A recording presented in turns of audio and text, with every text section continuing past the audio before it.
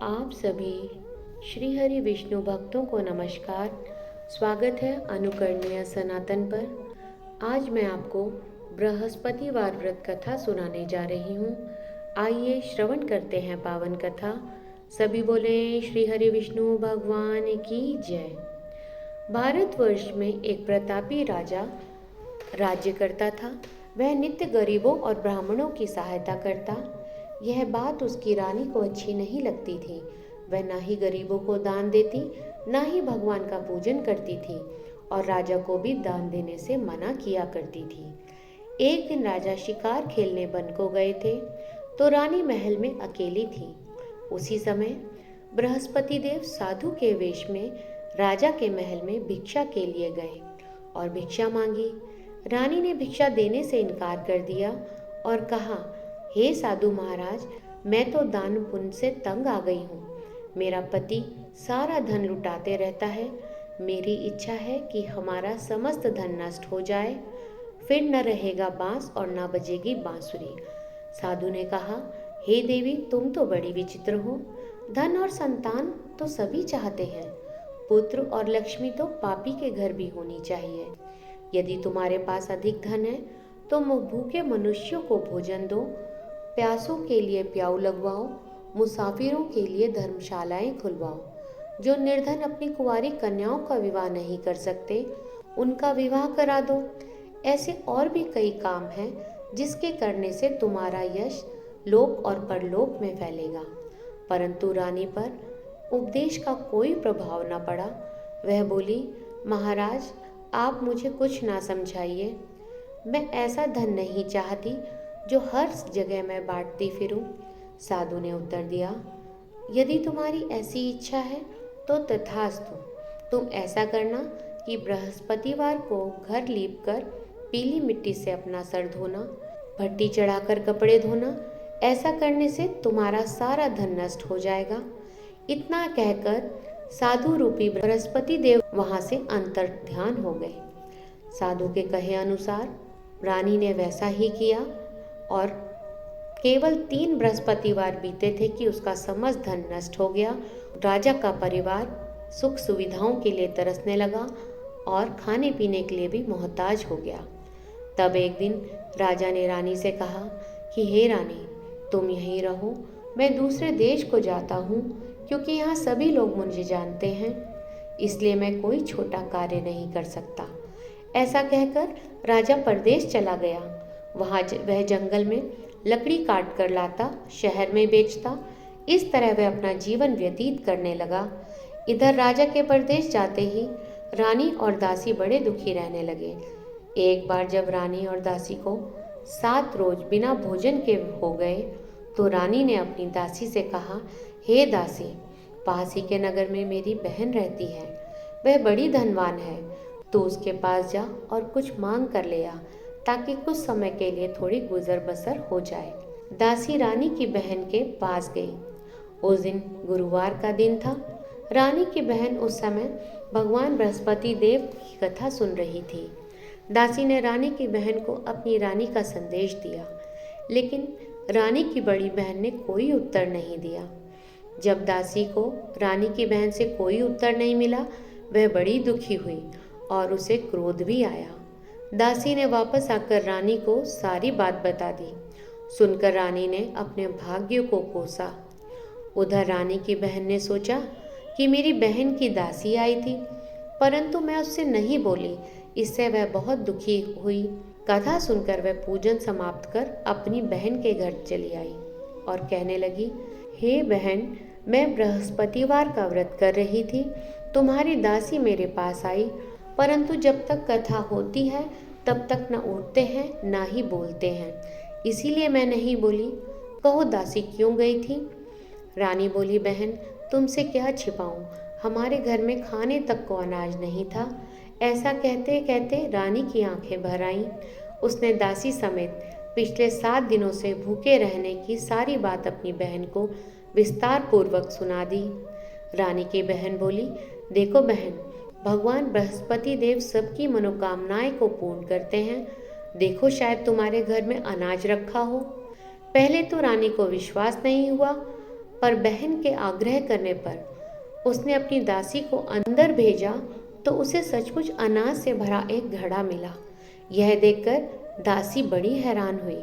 दासी रानी से कहने लगी, हे रानी, जब हमको भोजन नहीं मिलता तब हम व्रत ही तो करते हैं, इसीलिए क्यों ना इनसे व्रत की कथा और उसकी विधि पूछ ली जाए ताकि हम भी व्रत कर सकें। तब रानी ने अपनी बहन से बृहस्पतिवार व्रत के बारे में पूछा। उसकी बहन ने बताया, बृहस्पतिवार के व्रत में चने की दाल और मुनक्का से भगवान श्री हरि विष्णु जी का केले की जड़ में पूजन करें तथा दीपक जलाएं, व्रत कथा सुने और पीला भोजन ही करें। इससे भगवान बृहस्पति देव बड़े प्रसन्न होते हैं। व्रत और पूजन विधि बताकर रानी की बहन अपने घर लौट गई। 7 दिन बाद जब गुरुवार आया तो रानी और उसकी दासी ने व्रत रखा। गुड़साल में जाकर चना और गुड़ ले आई। फिर उनसे केले की जड़ तथा श्री हरि विष्णु भगवान का पूजन किया। अब पीला भोजन कहाँ से आए, इस बात को लेकर दोनों बड़ी दुखी थी। चूंकि उन्होंने व्रत रखा था इसलिए भगवान बृहस्पति देव उनसे प्रसन्न थे, इसलिए वे एक साधारण व्यक्ति का रूप धारण कर 2 थालों में सुंदर पीला भोजन दासी को दे गए। भोजन पाकर दासी बड़ी प्रसन्न हुई और फिर रानी के साथ मिलकर भोजन ग्रहण किया। उसके बाद वे सभी गुरुवार को व्रत और पूजन करने लगी। बृहस्पति भगवान की कृपा से उनके पास फिर से धन संपत्ति आ गई, परंतु रानी फिर से पहले की तरह ही आलस्य करने लगी। तब दासी बोली, देखो रानी, तुम पहले भी इस प्रकार आलस करती थी, तुम्हें धन रखने में कष्ट होता था, इस कारण सभी धन नष्ट हो गया, और जब भगवान बृहस्पति देव की कृपा से धन मिला है तो तुम्हें फिर से आलस्य होता है। रानी को समझाते हुए दासी कहती है कि बड़ी मुसीबतों के बाद हमने यह धन पाया है, इसलिए हमें दान पुण्य करना चाहिए, भूखे मनुष्यों को भोजन कराना चाहिए और धन को शुभ कार्यों में खर्च करना चाहिए, जिससे तुम्हारे कुल का यश बढ़ेगा, स्वर्ग की प्राप्ति होगी और पितृ प्रसन्न होंगे। दासी की बात मानकर रानी अपना धन कार्यों में खर्च करने लगी, जिससे पूरे नगर में उसका यश और कीर्ति फैलने लगी। एक दिन राजा दुखी होकर जंगल में एक पेड़ के नीचे आसन जमा कर बैठ गया। वह अपनी दशा को याद करके व्याकुल होने लगा। बृहस्पतिवार का दिन था। एकाएक उसने देखा कि इस निर्जन वन में एक साधु प्रकट हुए। वह साधु वेश में स्वयं बृहस्पति देवता थे। लकड़हारे के सामने आकर बोले, हे लकड़हारे, इस सुनसान जंगल में तुम किस चिंता में बैठे हो? लकड़हारे ने दोनों हाथ जोड़कर प्रणाम किया और उत्तर दिया, महात्मा जी, आप सब कुछ जानते हैं, मैं क्या कहूँ। यह कहकर रोने लगा और साधु को उसने अपनी आत्मकथा सुनाई। महात्मा जी ने कहा, तुम्हारी स्त्री ने भगवान बृहस्पति देव का अपमान किया है, निरादर किया है, जिसके कारण रुष्ट होकर उन्होंने तुम्हारी यह दशा कर दी।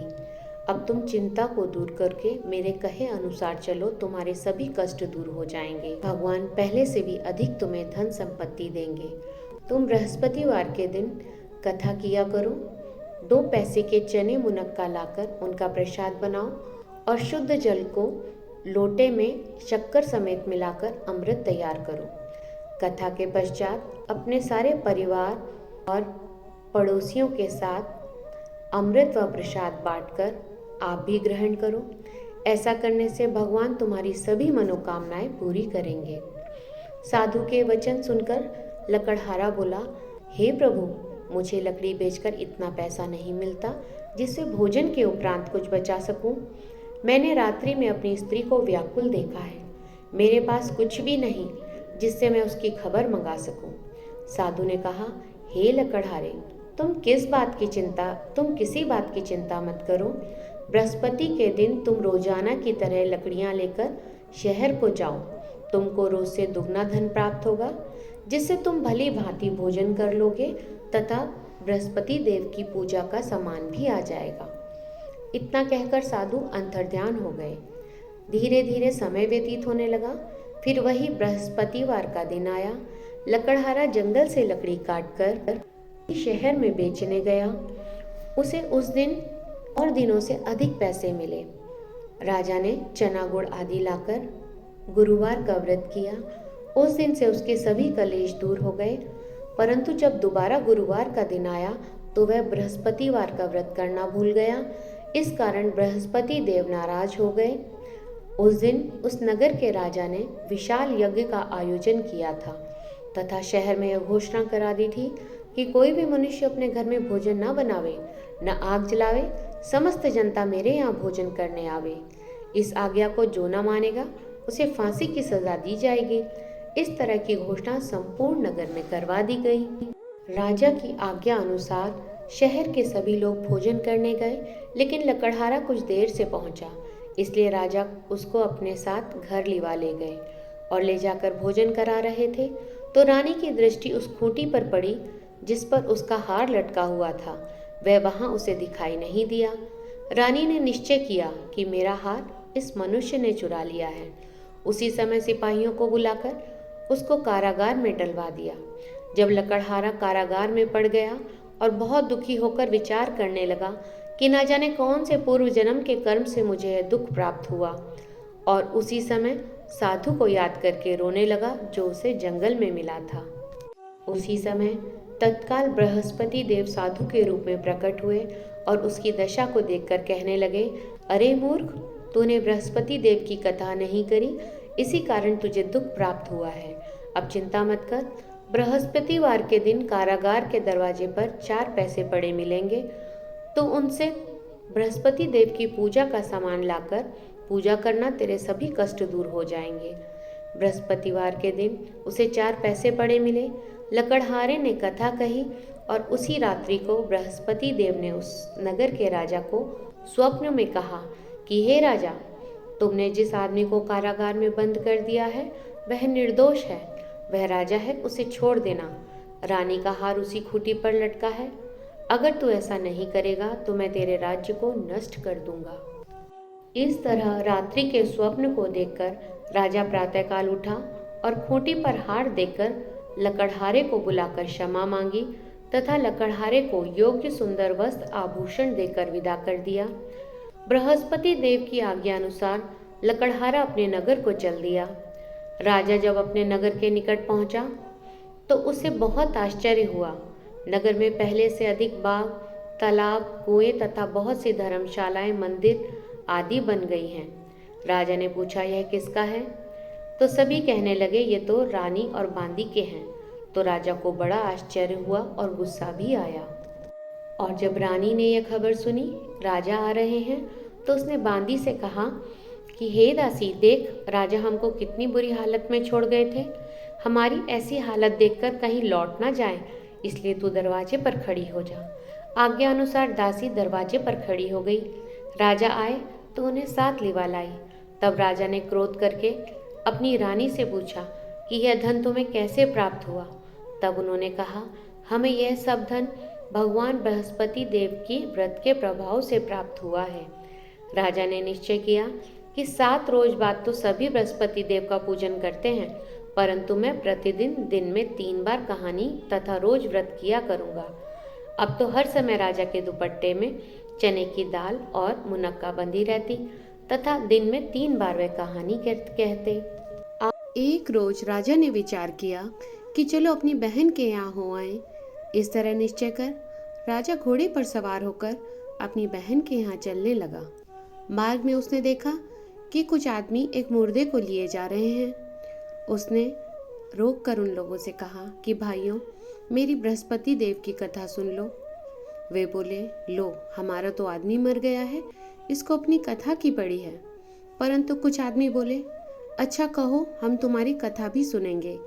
राजा ने दाल निकाली और जब कथा आदि हुई तो मुर्दा हिलने लगा, और जब कथा समाप्त हुई तो राम राम कहकर उठ खड़ा हुआ। सभी बोले, श्रीमन नारायण नारायण हरि हरि, भजमन नारायण नारायण हरि हरि। आगे मार्ग में उसे एक किसान खेत में हल चलाता मिला।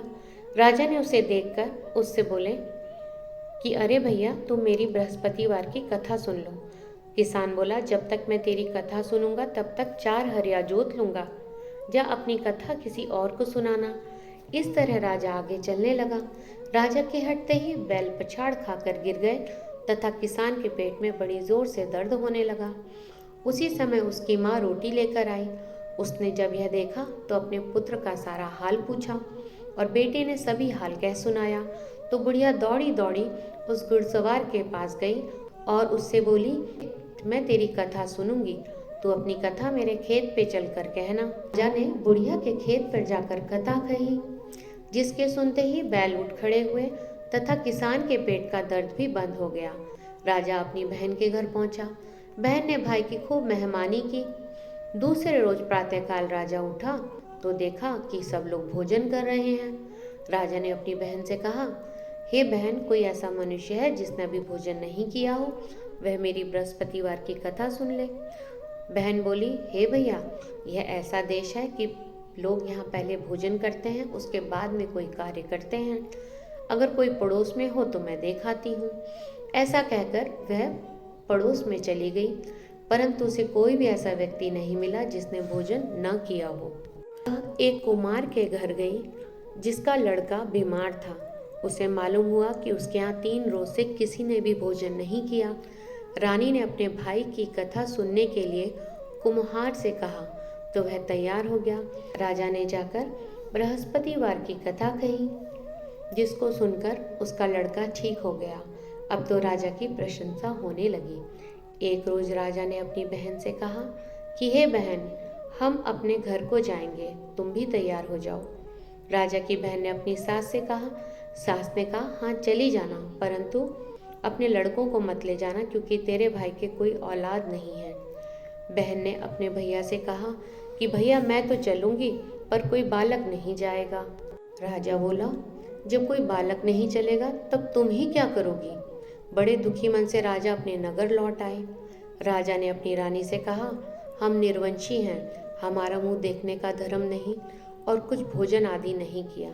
रानी बोली, हे प्रभु, बृहस्पति देव ने हमें सब कुछ दिया है, वह हमें औलाद भी अवश्य देंगे। उसी रात भगवान बृहस्पति देव ने राजा के स्वप्न में आकर राजा से कहा कि हे राजा, उठ, सभी सोच त्याग दे, तेरी रानी गर्भ से है। बृहस्पति देव की बात सुनकर राजा बहुत प्रसन्न हुए। 9वें महीने में रानी के गर्भ से एक सुंदर पुत्र उत्पन्न हुआ तथा राजा बोला, हे रानी, स्त्री बिना भोजन के रह सकती है, परंतु बिना कहे नहीं रह सकती। जब मेरी बहन आवे तुम उनसे कुछ मत कहना। रानी ने उस समय तो हाँ कर दी, पर जब राजा की बहन ने यह शुभ समाचार सुना तो वह बहुत खुश हुई तथा बधाई लेकर अपने भाई के यहाँ आई। तब रानी ने कहा, घोड़ा चढ़कर तो आई नहीं, गधा चढ़ी आई। राजा की बहन बोली, भाभी, मैं इस प्रकार ना कहती तो तुम्हें औलाद कैसे मिलती। भगवान बृहस्पति देव ऐसे ही हैं, जैसी जिसके मन में कामनाएं हैं सभी को पूर्ण करते हैं। जो सद्भावना पूर्वक बृहस्पतिवार का व्रत करता है एवं कथा पढ़ता है अथवा दूसरों को सुनाता है, बृहस्पति देव उसकी सभी मनोकामनाएं पूर्ण करते हैं।